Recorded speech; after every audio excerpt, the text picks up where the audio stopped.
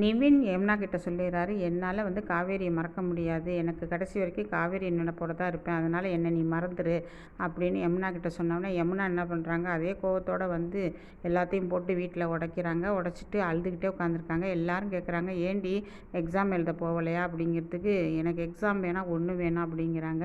உடனே கங்கா கேட்குறாங்க, ஏண்டி இப்படி இருக்கிற என்ன அப்படின்லாம் கேட்குறாங்க. ஒன்றுத்துக்குமே மசியலை. அங்கேருந்து காவேரி வந்து எக்ஸாம் வற்புறுத்தி அழைச்சிட்டு போகிறாங்க. அப்போ இவர் விஜய் வந்து கார் எடுத்துகிட்டு வந்து அழைச்சிட்டு போகிறாரு. அப்போ வந்து யமுனா வந்து மனசுலேயே நினைக்கிறாங்க, இப்பேற்பட்ட நல்லவருக்கு இவர் துரோகம் பண்ணுறா, இவரையும் வச்சுக்கிட்டு இப்போ நிவினையும் மனசில் வச்சுக்கிறா, இவரை விட்டுட்டு அவனை கல்யாணம் பண்ணிக்க போகிறாளா, உனக்கெல்லாம் எப்படி மனசு வந்துச்சு அப்படின்னு மனசுலேயே திட்டிகிட்டு வர்றாங்க காவேரியை. ஆனால் காவேரி பாவம், காவேரி எந்த தப்புமே செய்யலை. அது வந்து யமுனாவுக்கு தெரியலை. யமுனா வந்து காலேஜில் விட்டுட்டு அவர் போயிடுறாரு விஜய் போனவுடனே, அக்கா நீ இவருக்கு போய் துரோகம் பண்ணுறியே, நீ எல்லாம் நல்லா இருப்பியா அப்படின்னு கேட்குறாங்க. இவருக்கு நான் என்னடி துரோகம் பண்ணுறேன் அப்படின்ட்டு காவேரி வந்து யமுனா கிட்ட கேட்குறாங்க.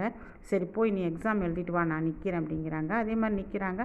அப்போ நிவின் வந்து காவேரி கிட்ட பேசிக்கிட்டு இருக்கும்போது யமுனா பார்த்துடுறாங்க. இப்போவும் நீ விடலையாக்கா, உனக்கு எவ்வளோ பெரிய நல்ல புருஷன் கிடச்சிருக்கிறாரு மாமா, அவர் விஜய் மாமா ரொம்ப நல்லவர், நீ ஏக்கா அப்படி இருக்கிற, துரோகிக்கா நீ அப்படிங்கும்போது அப்படியே ஸ்டன்னாகி நிற்கிறாங்க காவேரி.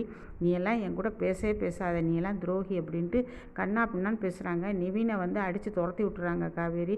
நீ ஒன்றால் வந்தது தான் எல்லா பிரச்சனையும் அப்படிங்கிறாங்க.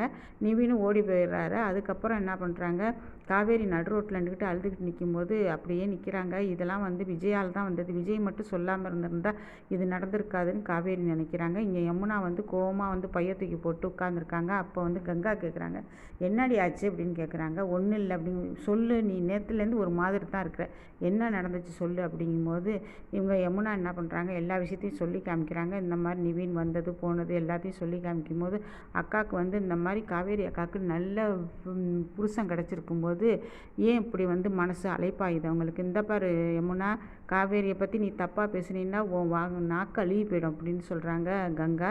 என்னக்கா நீ வந்து காவேரிக்கு சப்போர்ட் பண்ணுற அப்படின்னு யமுனா கேட்குறாங்க. ஆமாடி, நான் சப்போர்ட் தான் பண்ணுவேன், காவேரியை பற்றி எனக்கு தெரியும்டி அப்படிங்கிறாங்க. என்னக்கா அப்போ உனக்கு எல்லா விஷயமும் தெரியுமா அப்படின்னு கேட்குறாங்க. எந்த விஷயத்த சொல்கிற அப்படின்னு கங்கா கேட்குறாங்க. கங்கா கேட்கும்போது இந்த மாதிரி நிவினை வந்து நான் கல்யாணம் பண்ணி கேட்டேன், காவேரி நான் கல்யாணம் பண்ணி கேட்டேன்ல, அதுக்கு சத்தியம் பண்ணல, சத்தியம் பண்ணிவிட்டு ஏன் நிவின் கூட பழக்கம் வச்சுருக்கா, அப்போ நான் பேசினாலும் நிவின்கிட்ட நான் போய் பேசினாலும் என்னையும் நீ தப்பாக நினைப்பியா, ஒன்று எப்படிக்கா தப்பாக நினைப்பான், விஜய் மாதிரி ஒரு நல்ல மாமா கிடைக்க மாட்டாங்கல்ல அப்படின்னு திருப்பி சொல்கிறாங்க. இந்த பாரு யமுனா, நீ பண்ணுறது பெரிய தப்பு தெரியுமா, காவேரியை வந்து அவன் விட்டு விலகிட்டான்ல, நீ அவனை எப்படி கல்யாணம் பண்ணிக்க ஆசைப்படலாம் அப்படின்னு இவங்க புத்திமதி சொல்கிறாங்க. அதை கேட்குற மாதிரி இல்லை. ஆனால் வந்து கங்காவுக்கு எல்லாமே தெரியும், காவேரி வந்து எதனால் வந்து விஜயை கல்யாணம் பண்ணிக்கிட்டாங்க, எல்லா விஷயம் வந்து கங்காவுக்கு தெரியும். அதனால் கங்கா வந்து காவேரிக்கு சப்போர்ட் பண்ணியே தான் பேசுகிறாங்க. இதை கேட்டுட்டு யமுனா வந்து அமைதியாக இருக்குது. நீ எப்படி வந்து நிவினை கல்யாணம் பண்ணிக்க சம்மதிக்கலாம், நிவின் வந்து காவேரிக்கு துரோகம் பண்ணிட்டு தானே ராகினியை கல்யாணம் பண்ணிக்கலான்னு ஏற்பாடுலாம் பண்ணான், அப்படி இருக்கும்போது நீ எப்படி வந்து திரும்பியும் வந்து நிவினை நீ விரும்பலாம் அப்படின்லாம் சொல்கிறாங்க. அப்படியே எல்லாத்துக்கும் ஊமை கொட்டா மாதிரி உட்கார்ந்துருக்கு யமுனா கிட்ட கங்கா சொல்கிறாங்க, எதுக்கு நீ கவலைப்படாத, நான் எல்லாத்தையும் பார்த்துக்கிறேன் அப்படிங்கிறாங்க. இங்கே ஆஃபீஸ்க்கு வர காவேரி அப்படியே அமைதியாக வர்றாங்க. இதை பார்த்துட்டு விஜய், இவளுக்கு என்ன ஆச்சு, ஏன் இப்படி இருக்கிறா, காவேரின்னு கூப்பிடுறாரு, எதுவுமே கேட்காம காதில் வாங்காமல் போகிறாங்க.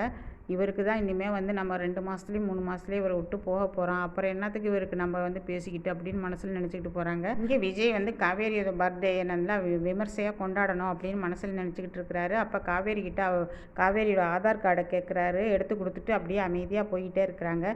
இவளுக்கு என்ன ஆச்சு, ஏன் இப்படி இருக்கிறா காவேரி அப்படின்னு நினைக்கிறாரு.